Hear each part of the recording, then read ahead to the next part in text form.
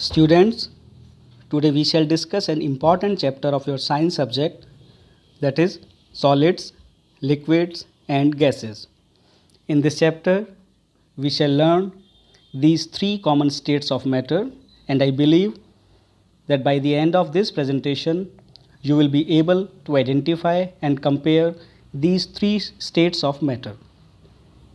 The contents of this presentation have been taken from a book entitled Science Magic 3, a wonderful book that is prescribed in a number of schools across the nation and is published by Ratna Sagar Private Limited, New Delhi. Let's start. Forms of matter. इससे पहले हम forms की बात करें, पहले हम जानते हैं व्हाट इज़ मैटर. देखो बच्चों, matter is everything that you come across in your day to day life. For example, जिस चेयर पर आप बैठते हैं, the air you breathe in, the chapati you eat, the milk you drink, या वो खिलौने जिनसे आप खेलते हैं, वो सब कुछ मैटर है. Literally everything you see around you is a state of matter. In fact क्या आपको पता है that you yourself also made up of matter.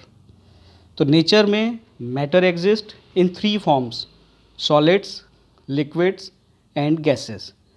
हमने एक सिंपल एक्सप्लेनेशन के लिए इस स्लाइड में थ्री स्टेट्स ऑफ मैटर को समझाने के लिए तीन पिक्चर्स की मदद ली है. In picture 1 we see milk in the vessel, in picture 2 steam is coming out of the vessel, and picture 3 ordinary chalk has been taken. तो पहली पिक्चर में जो एक वेसल के अंदर एक बर्तन में दूध है, वो किसका एग्जाम्पल है? वो लिक्विड है. And in picture 2 we see the steam coming out of this vessel. तो ये स्टीम क्या है? ये स्टीम अपने आप में गैस है. और जो third ordinary chalk that we use in our classroom, this is solid. तो इस तरह से हम अपने आसपास लिक्विड, सॉलिड और गैस तीनों स्टेट्स ऑफ मैटर को आसानी से देख सकते हैं. चलिए अब एक एक कर इनको समझते हैं. सबसे पहले हम बात करेंगे सॉलिड्स की, और सॉलिड्स को एक्सप्लेन करने के लिए हमने ग्रेवल्स की हेल्प ली है. देखिए इस तस्वीर के अंदर हमने एक पत्थर लिया है और एक व्यक्ति उसको हाथ से प्रेस करने की कोशिश कर रहा है. What does it indicate? सबसे पहले हम बात करते हैं शेप की. देखिए solids have a fixed shape. ये सबसे बड़ी प्रॉपर्टी होती है सॉलिड की कि उनकी एक फिक्स शेप है, एक ऐसी शेप जो बदलती नहीं है. तो shape of the solid it does not change even if it is pressed hard और move from one place to another. जैसे आपकी बुक सॉलिड का एक एग्जाम्पल है. उस बुक को चाहे आप अपने घर में रखिए, घर में पढ़िए, चाहे स्कूल में क्लासरूम में देखिए, बुक और उसकी शेप चेंज नहीं होती. तो सॉलिड की एक बड़ी क्वालिटी कि उनकी शेप फिक्स है और वो चेंजेबल नहीं है. एग्जाम्पल क्या हो सकता है इसका? रॉक, वुड, स्टील, प्लास्टिक, ये सब सॉलिड्स के एग्जाम्पल हैं. अब हम बात करते हैं लिक्विड्स की. लिक्विड्स पर भी हम सबसे पहले शेप पर फोकस करेंगे, और ये सॉलिड से बिल्कुल अपोजिट है. लिक्विड्स की फिक्स्ड शेप नहीं होती. फॉर एग्ज़ाम्पल आप देखिए इस जग के अंदर जूस है. When we pour this juice in a glass it takes the shape of the glass. ये एक बहुत ख़ास बात है. आपने लिक्विड को जिस कंटेनर में डाला, इसने उसी कंटेनर की शेप ले ली. और यही इस चीज़ को प्रूव करता है कि liquids they do not have a fixed shape. इसको समझने के लिए एक दूसरा एग्जाम्पल लेते हैं हम. If you keep water in a glass it takes the shape of the glass, and if you keep it in a water bottle it of course takes the shape of that water bottle.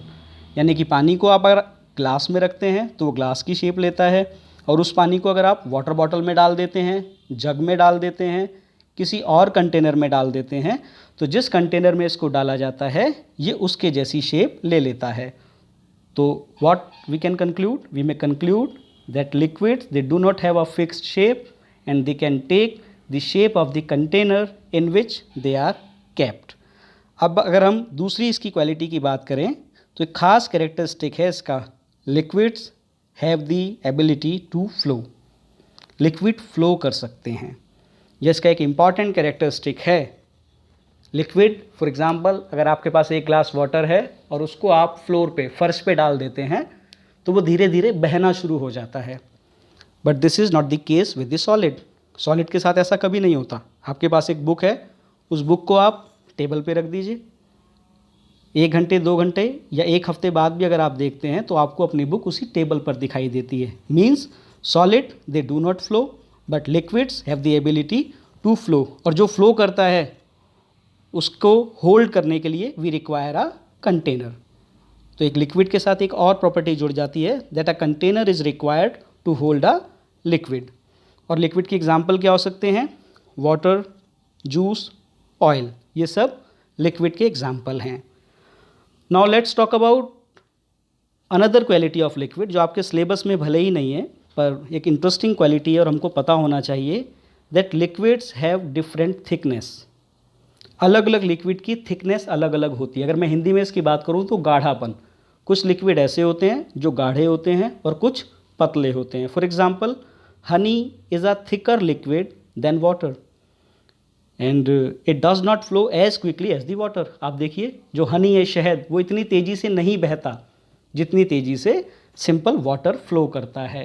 तो flow करने की ability तो water के पास भी है और हनी के पास भी है, क्योंकि वो दोनों ही लिक्विड हैं, लेकिन उनकी थिकनेस के अनुसार उनकी वो जो क्वालिटी है उसमें अंतर आ जाता है। वाटर तेज़ी से फ्लो करता है और हनी बहुत धीरे धीरे फ्लो करता है। अब बात करते हैं हम अपनी थर्ड स्टेट्स ऑफ मैटर के बारे में, दैट इज़ गैसेस। देखो बच्चों, गैसेस, सबसे पहले शेप की बात करते हैं। Gases also do not have a fixed shape. Gases की भी कोई खास फिक्स शेप नहीं होती। देखिए हमने इसमें एग्जांपल एक अगरबत्ती का लिया। अगरबत्ती को जब हम जलाते हैं तो उसमें से धुआं उठता है, और ये धुआं क्या है? ये धुआं ही गैस है। और उठते हुए धुएं की कोई भी एक फिक्स्ड शेप नहीं होती। तो याद रखेंगे आप हमेशा इस चीज़ को, gases they do not have a fixed shape. और दूसरे कैरेक्टरिस्टिक की अगर हम बात करें तो like liquids gases also flow. Gases भी बहती हैं। They spread in the atmosphere through the space available to them. जहाँ उनको जगह मिलती है धुएं को, वो अपनी जगह ढूंढते हुए वहाँ से ऊपर की तरफ उड़ने लगता है। Now a question arises, can gases be kept in a container? जैसे हमने लिक्विड को एक कंटेनर के अंदर रख लिया था, क्या गैसेस को भी हम ऐसे कंटेनर के अंदर रख सकते हैं? और ये अपने आप में बड़ा इंटरेस्टिंग क्वेश्चन है, क्योंकि इसका आंसर येस भी है और नो भी है। एक ही समय पर आप कह सकते हैं कि हाँ, गैसेस को कंटेनर में रखा जा सकता है, और साथ ही साथ आप समझा सकते हैं कि नहीं, गैसेस को कंटेनर में नहीं रखा जा सकता। बड़ा अजीब सा लग रहा है ना सुनने में? मैं आपको एक्सप्लेन करता हूँ। देखिए, gases can not be kept in an open container. अगर आपका कंटेनर खुला हुआ है तो आप उसमें गैसेस को नहीं रख सकते, but they can be kept if the container is closed. एक बंद बर्तन के अंदर गैस को रखा जा सकता है। इसका बड़ा सिंपल एग्जांपल आप ले लीजिए। आपके पास एक बलून है, एक गुब्बारा, उसके अंदर आपने अच्छी तरह से एयर को फिल किया। जब आप हवा भरते हैं तो वो हवा क्या है? वो गैस है। आपने बलून के अंदर हवा को भरा and you do not tie it, बांधिए मत इसको, ऐसे ही छोड़ दीजिए। तो क्या होगा? सारी की सारी एयर, सारी की सारी हवा बाहर निकल जाती है, क्योंकि जिस बलून को आपने टाई नहीं किया, बांधा नहीं है, वो अपने आप में एक खुला हुआ कंटेनर है, ओपन कंटेनर है। उसमें से वो सारी एयर, वो सारी गैस एस्केप कर जाती है। लेकिन अब दूसरे कंडीशन में आप बलून लीजिए, उसमें एयर को फिल कीजिए और अच्छी तरह से उसको टाई कर दीजिए, बाहर गांठ लगा दीजिए, बांध दीजिए अच्छी तरह से। अब क्या होगा? अब वो एक क्लोज्ड कंटेनर बन गया, और इस तरह से air can be kept in a closed container. तो गैसेस की देखिए हमने दो क्वालिटी की बात की, ना तो इसकी शेप फिक्स्ड है, लेकिन ये लिक्विड की तरह फ्लो कर सकता है। पर इसको अगर हम कंटेन करना चाहते हैं तो क्लोज्ड कंटेनर में इसको कंटेन किया जा सकता है, रोका जा सकता है, होल्ड कर सकते हैं। लेकिन अगर ओपन कंटेनर है तो गैसेस को हम उसके अंदर होल्ड नहीं कर सकते। बच्चों, अब बात आती है कन्वर्जन की, स्टेट्स ऑफ मैटर। ये साइंटिफिकली भले ही आपको लगे कि कोई खास टॉपिक है, पर ये बड़ा डे टू डे लाइफ हमारा रोज़ हमें दिखता है ये टॉपिक। ये प्रोसेस हम इजीली अपने घर में, अपने किचन में इसको ऑब्जर्व करते हैं। मैटर अपनी एक स्टेट से दूसरी स्टेट में कन्वर्ट होता रहता है। आपके सिलेबस में देयर आर 4 प्रोसेसेस। पहला है फ्रीजिंग, दूसरा मेल्टिंग, इवेपोरेशन और लास्ट है कंडेंसेशन। हम एक एक करके इन चारों प्रोसेस को समझने की कोशिश करते हैं। First we talk about freezing. Freezing क्या है? Conversion of liquid to solid. बहुत सिंपल, हमारा लिक्विड सॉलिड में अगर चेंज हो रहा है तो उस प्रोसेस को हम फ्रीजिंग कहते हैं। देखिए हमने एक पिक्चर ली है, इस पिक्चर के अंदर आइस ट्रे के अंदर हम वाटर को फिल कर रहे हैं। आइस ट्रे में हमने पानी भरा, now we keep it in a freezer, और फ्रीज़र में थोड़े समय के बाद जब हम देखते हैं तो हमारा वाटर किस में चेंज हो जाता है, आइस में। अपने घर के रेफ्रिजरेटर में हम ये काम जो समर है उसमें अक्सर करते हैं। ट्रे में पानी लिया, फ्रीज़र में रखा और कुछ देर बाद हम कहते हैं बर्फ़ जम गई। ये जो बर्फ़ जम गई हम कहते हैं दिस इज़ द फ्रीजिंग, इसी को हम समझ रहे हैं। तो फ्रीजिंग क्या है? फ्रीजिंग एक ऐसा प्रोसेस है जिसमें एक लिक्विड अपनी लिक्विड फॉर्म से सॉलिड फॉर्म में चेंज हो गया है। तो how can we define it? Freezing is a process in which liquid gets converted into its solid form. दूसरा प्रोसेस बच्चों मेल्टिंग। मेल्टिंग को हमने कैसे एक्सप्लेन किया? Conversion of solid into liquid. अब सॉलिड लिक्विड में चेंज हो रहा है, ये भी आप समर सीज़न में बहुत आसानी से देखते हैं। देखिए फर्स्ट पिक्चर में हमने क्या किया, एक बॉल है, उस बॉल के अंदर हमने आइस क्यूब ली हैं और थोड़ी देर बाद वो आइस क्यूब किस में कन्वर्ट हो गई, वाटर में कन्वर्ट हो गई।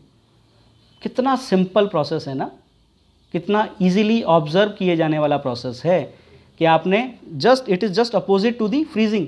फ्रीजिंग में आपने वाटर को फ्रीज़र में रखा था तो वो आइस क्यूब में चेंज हुआ था। अब उन आइस क्यूब को आपने दोबारा से बाहर निकाला and you keep it in the open air.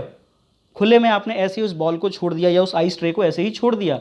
कुछ देर बाद हम कहते हैं बर्फ़ पिघल गई। वो पिघलना ही क्या है बच्चों? मेल्टिंग है। उस पिघलने से, उस मेल्टिंग से जो हमारी सॉलिड स्टेट है वाटर की, वो अपनी लिक्विड स्टेट में कन्वर्ट हो जाती है।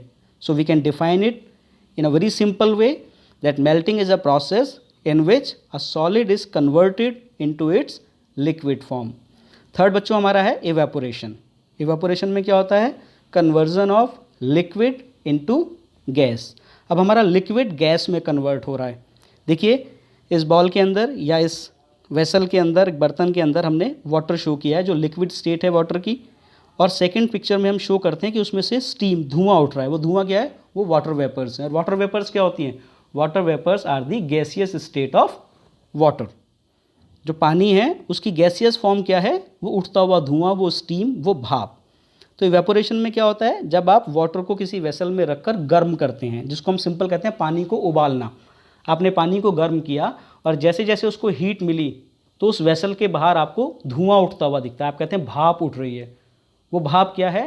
वो वाटर जिसको बॉयल किया जा रहा है, जिसको हीटअप किया जा रहा है, वो गर्म होने के कारण धीरे धीरे वाटर वेपर्स में कन्वर्ट हो रहा है। किस प्रोसेस के थ्रू? इवेपोरेशन के थ्रू। तो how we can define it? Evaporation is a very simple process in which liquid gets converted into its gaseous form. एक ऐसा प्रोसेस जिसमें लिक्विड गर्म करने के कारण अपनी गैसियस फॉर्म में कन्वर्ट हो जाता है। We call it evaporation. Last topic है बच्चों हमारा कंडेंसेशन। कंडेंसेशन में गैस लिक्विड में चेंज हो रही है।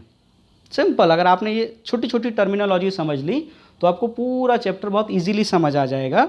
Conversion of gas into its liquid form. देखिए क्या हो रहा है, पहली पिक्चर में हमने शो किया है कि एक बर्तन में वाटर है और उसमें से वाटर वेपर्स ऊपर उठ रही हैं।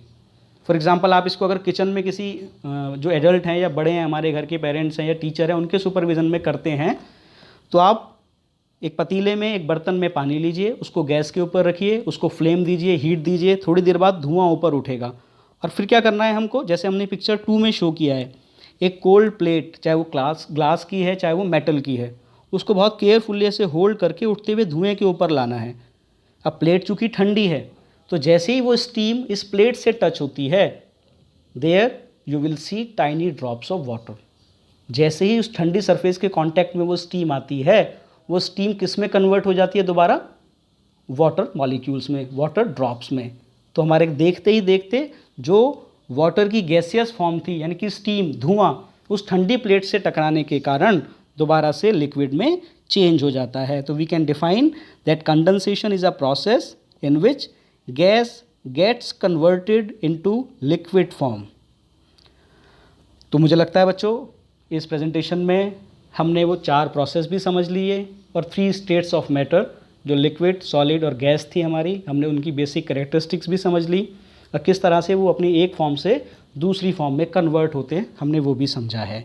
बच्चों इस वीडियो को आप 1 बार, 2 बार, 3 बार अगर अच्छी तरह से देखते हैं, ध्यान से सुनते हैं, तो आई होप आपको ये पूरा चैप्टर बहुत ईजीली समझ आ जाएगा। Wish you all the best. Thank you.